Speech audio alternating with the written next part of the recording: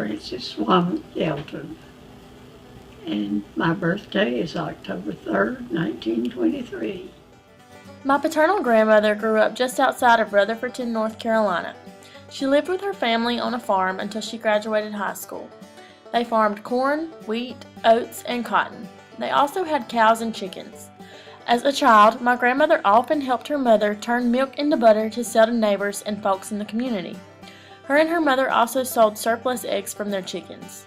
My grandmother attended R.S. Central High School, where she graduated in 1940. I used to think if I went to college, I'd like to be a high school English teacher, but that didn't pan out, so I wound up doing office work. I didn't see any way I could go to college. Well, after high school, I went to Greensboro to stay with some cousins and go to business school at King's Business College. And I was supposed to be there for, I believe, 9 months to finish up the course that I was taking. But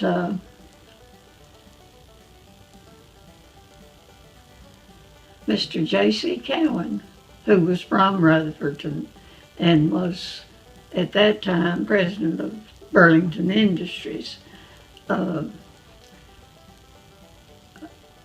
he had taken over the farm where we lived. He was the owner, had taken it over from the man who ran the hardware store. And Mr. Cowan recommended me to the personnel director at Burlington Industries for a job. And so I left business school and went to work at Piedmont Heights plant of Burlington Industries. And I worked there for a little more than a year, I guess. And my mother was by herself at home, except for James. He was still in school. And so I came home to be with her, and I went to work at Stonecutter Mills in the bookkeeping department, and I worked there for 12 years. Stonecutter Mills was essential in upholding the local economy and employed many local folks. Starting in 1998, mills in Rutherford County began announcing their closings. Stonecutter was one of the last to close in July of 1999. I can remember when the shutdowns and layoffs occurred. A huge portion of Rutherford County's economy relied heavily on these mills, and without them, the place was devastated. It was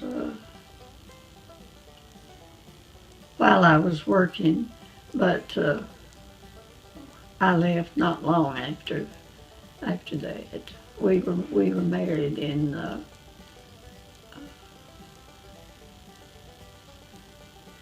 May the 23rd, 1955. My grandpa, Charles Yelton, worked at Spindale Mills for 40 years. He started out as a sweeper and worked his way up to vice president, at which position he retired. My grandmother and grandpa were married for 56 years, until he died on June the 30th, 2010. Did your decision to leave your job have anything to do with you getting married, or were you just too busy?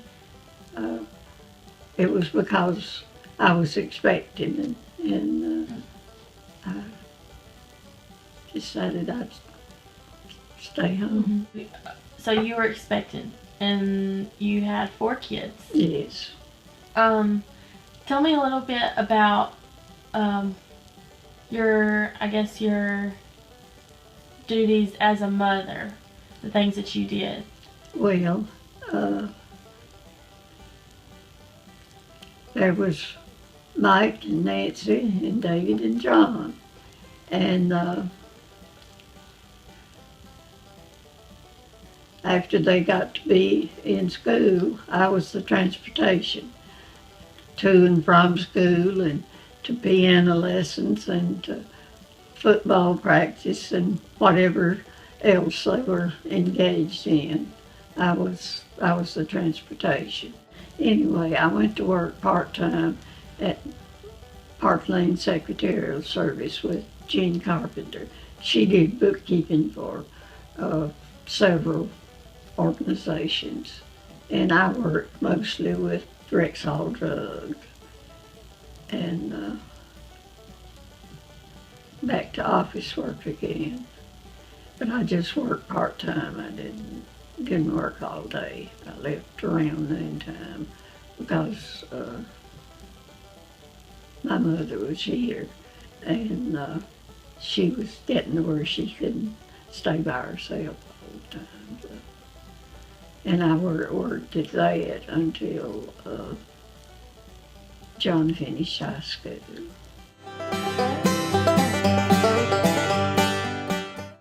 My full name? Linda Ann Baynard.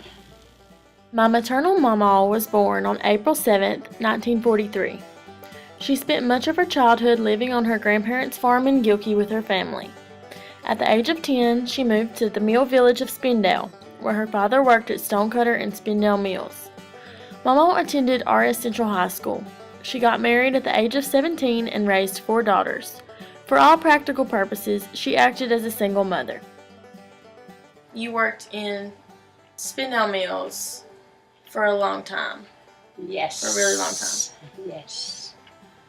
23 years. And was that when you were a weaver? Or? Yes, I was a weaver.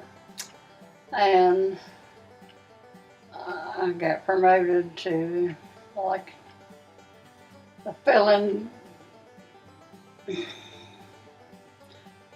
I ordered in enough yarn to run the weaving room, like, for 24-hour period. Mm-hmm. And there was like 80 to 100 different types of yarn that had to be ordered in every day. So that was a really hard job to do. Mm-hmm. But I enjoyed it. And then when I went to work when they shut down, I went to work at Mastercraft Weaving. And that was a different kind of weaving. That was like upholstery weaving. But I really enjoyed it. I was really proud of what I made there. Because I can look at furniture and wall hangings and things and see some of the work that I did. Mm-hmm. As a matter of fact, I went on tour at the Biltmore House, and they had lots of wall hangings in there that I knew that I could have possibly woven. Mm-hmm. And that gives you a really good feeling. Well, what was it like raising 4 kids and working? You worked full time. Yes, right? yes, full time. I worked 39 years in cotton mills, textile manufacturing. It was hard, really hard, because I would have to. I worked the off shift, until the second shift or the third shift, and most of the time I was on the third shift, and that's where you work all night and sleep in the daytime. So I worked all night while my kids were sleeping, and I'd go home and get them breakfast and get them to school. And then I would rest while they were in school, and that made it a little easier. But when I was on the first shift or the second shift, it was really hard, because I had to take care of all of them and try to rest too, and take care of all my housework and help them with their homework. And back then we didn't have washers and, well, I didn't have a washer and dryer. I had to go to washerettes in town and wash clothes. It was really hard to take care of all your housework, cook meals, and take care of everybody's clothes, do everything you had to do, and go to work too. Mm-hmm. You know, that was really hard. Yeah.